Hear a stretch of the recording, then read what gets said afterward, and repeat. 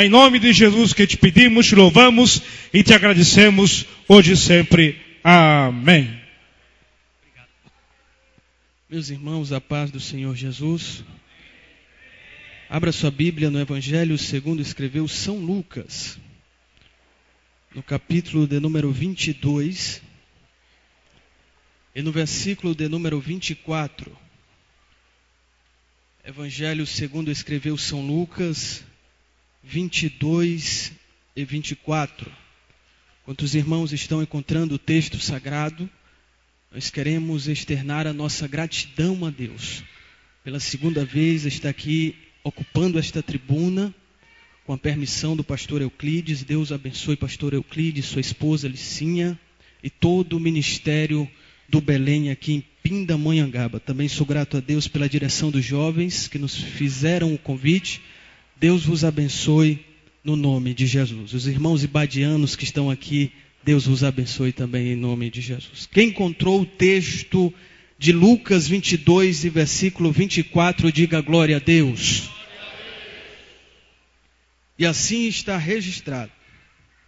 Houve também entre eles uma forte discussão sobre qual deles parecia ser o maior. Disse-lhes Jesus: os reis dos gentios dominam sobre eles, e os que exercem autoridade sobre eles são chamados benfeitores. Mas vós não sereis assim. Pelo contrário, o maior entre vós seja como o menor, e quem governa seja como quem serve. Versículo de número 28. Vós sois os que tendes permanecido comigo nas minhas tentações. Assim como o Pai me confiou um reino, eu confio a vós. Versículo 31. Simão, Simão, Satanás vos pediu para vos peneirar como trigo, mas eu roguei por ti, para que a tua fé não desfaleça. E tu, quando te converteres, fortalece teus irmãos. Respondeu-lhe Pedro: Senhor, estou pronto a ir contigo para a prisão e para a morte. Versículo de número 35. Então Jesus lhes perguntou: quando vos mandei sem bolsa, alforje ou sandálias, faltou-vos alguma coisa? Responderam eles: nada. Disse-lhes: pois agora aquele que tiver bolsa, tome-a, e como também o alforje, e o que não tem espada, venda sua capa e compre uma. Deus vos abençoe e podeis tomar assento.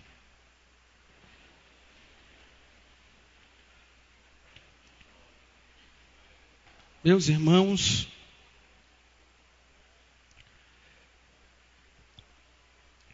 vivemos em um mundo de competição, um mundo de busca por grandezas,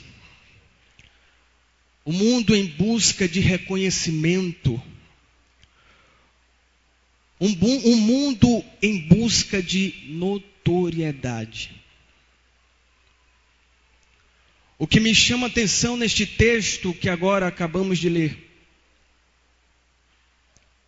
é que na última ceia de Jesus com seus discípulos, antes de sua partida à eternidade, o momento que antecipava a prisão de nosso Senhor Jesus, Jesus que estava tomado por um sentimento nobre, um sentimento de cuidado, de zelo, de amor, pelos seus escolhidos apóstolos. Aquele momento para Jesus era um momento especial e ele mesmo diz: eu desejei muito comer convosco esta Páscoa. Agora o que me chama a atenção é que apesar deste momento tão especial para o nosso Mestre Jesus, o versículo de número 22, de número 24, permita-me, nos mostra algo inusitado. algo que nos deixa confusos. O texto nos diz que neste momento havia entre os discípulos uma forte discussão sobre qual deles parecia ser o maior. De um lado, Jesus, tomado por um sentimento de amor e de carinho por seus discípulos. Do outro lado, uma discussão de qual deles era o mais evidente, o mais notório, de qual deles era o maior. E Jesus, com a sua peculiaridade, a sua grandeza no amar e no se compadecer, ele traz aos seus discípulos lições extraordinárias no decorrer de todo este texto que nós lemos. E diz o texto que Jesus, vendo a discussão de seus discípulos, começa a ensinar-lhes: os reis dos gentios dominam sobre eles, e os que exercem autoridade sobre eles, sobre o povo, são chamados, são tidos, são reconhecidos como benfeitores. Mas com vocês não será assim. Com vocês será diferente. Eu vos chamo para o meu reino. E no meu reino grande não é o que possui. Grandeza não é aquele que possui. A grandeza no meu reino é aquele que serve. Jesus disse aos seus discípulos: com vocês será diferente. O maior entre vós será como o menor, e o menor será como o maior. Jesus estava estabelecendo um princípio de igualdade no reino de Deus. O que me chama a atenção, meus irmãos, é que dentro do reino de Deus existem pessoas buscando reconhecimento humano, buscando títulos e grandezas humanas, buscando ser maior e mais evidente do que o seu companheiro de ministério. E Jesus está falando aos seus discípulos: com vocês não será assim. Em um mundo de competição, em um mundo de busca por glória humana, Jesus estava chocando a cultura daquela época, dizendo: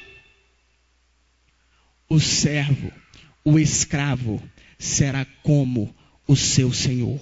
O tratamento do escravo será semelhante ao do seu senhor no meu reino. Haverá igualdade e justiça no meu reino. Meus irmãos, no reino de Deus não tem maior e não tem menor. No reino de Deus não tem grande e não tem pequeno. No reino de Deus todos nós somos iguais, comprados pelo mesmo sangue e amados pelo mesmo Deus. Glória a Deus por isso. O Senhor não olha para os títulos que você possui. O nosso Senhor não olha para o carro que você anda, para as vestes que você se veste. O Senhor não olha para o sobrenome que você tem, nem para o título que te deram. O Senhor olha para um coração quebrantado e contrito. E Ele ama, e Ele ama, e Ele ama. Portanto, o mendigo e o doutor têm o mesmo valor diante de Deus. Oh, bendito seja o nosso Cristo, que não olha segundo a aparência humana, mas olha segundo o seu grande amor. Diante deste mundo jovem, de competição, guarde isso no seu coração. Deus te chama à igualdade. E o interessante é que o Evangelho ainda nos desafia dizendo a nós: considere os outros superiores a si mesmo. Ou coisa fácil é pregar e escrever sobre isso, mas que coisa difícil é viver isso. Bendito seja Deus. Chamados para a igualdade e justiça, esses são os chamados para herdarem o reino de Deus. A grandeza do homem não está naquilo que ele possui. A grandeza do homem está na servidão a Deus e aos seus semelhantes. Bendito seja Deus.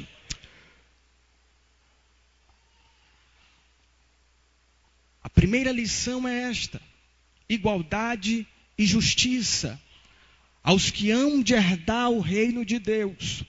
A segunda lição está no versículo de número 28. Jesus, depois de trazer esta lição aos seus discípulos, ele se dirige a eles e diz: vós sois os que tendes permanecido comigo nas minhas tentações.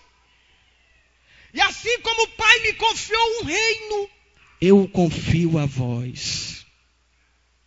A palavra que o Senhor usa aqui é peirasmos,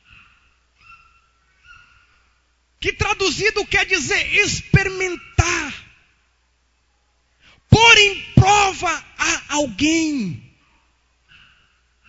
E Jesus está dizendo aos seus discípulos: vocês tendes permanecido comigo nas minhas tentações. A peça teatral, o irmão que nos antecedeu falou sobre isso. Em um mundo cheio de tentações, o Senhor nos chama a permanecer em e com Ele.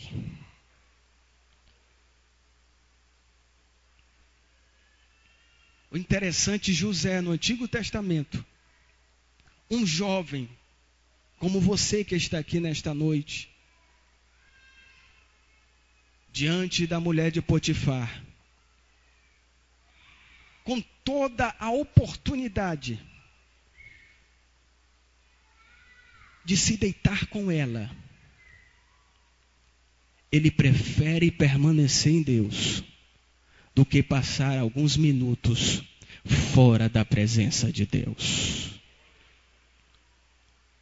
O que dizer, meus irmãos, de Daniel, de Sadraque, Mesaque e Abednego, que amaram mais a presença de Deus do que as suas próprias vidas.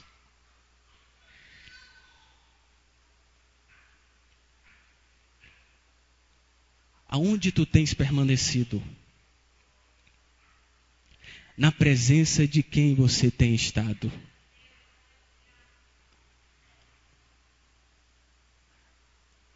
Na presença do pecado? Na presença dos teus desejos efêmeros? Na presença do sexo ilícito? Na presença do dinheiro ilícito? Ou na presença de Cristo Jesus? Vocês têm permanecido comigo nas minhas tentações. Isso disse Jesus: eu vos confio um reino. Permanecer com Cristo e em Cristo nas tentações é a segunda lição que nós podemos extrair desse texto. Mas uma terceira lição aparece, meus irmãos, quando Jesus se dirige a Pedro. O cenário era um cenário de discussão, um cenário de busca por querer saber quem parecia ser o maior. Competição entre eles, falta de igualdade, de justiça. Andaram tanto tempo com Jesus e ainda estavam discutindo quem era o maior. Aí de repente Jesus se dirige a Pedro dizendo: Simão, Simão, Satanás vos pediu para vos peneirar como trigo. E Jesus demonstra o seu cuidado, o seu amor por aquele apóstolo, dizendo: mas eu roguei por ti, para que a tua fé não desfaleça. E tu, quando te converteres, fortalece os teus irmãos. Mas o que me chama a atenção é Pedro. Diante daquele cenário, de repente ele vê o Senhor Jesus se dirigindo pessoalmente a ele.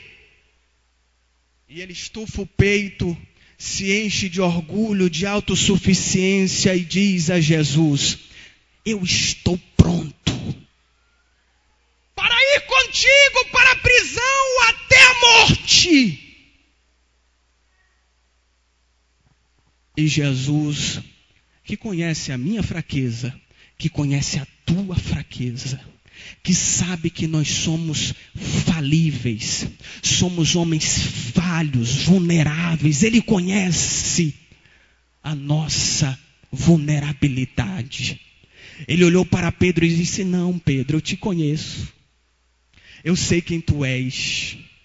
Oh, Pedro, eu te conheço. Eu sei quem tu és. Antes que o galo cante, 3 vezes me negarás. Aquilo assustou todo o auditório. O que? Pedro vai negar o Senhor? Eu aprendo aqui uma terceira lição. Que lição é essa? A renúncia do eu. A renúncia da autossuficiência. E a posse da dependência de Deus em tudo que nós fizermos em nossa vida. Não confie em si mesmo, meu irmão, isso é um perigo. Ainda que você seja extraordinariamente inteligente, sábio, bom naquilo que faz, dependa exclusivamente da graça de Deus.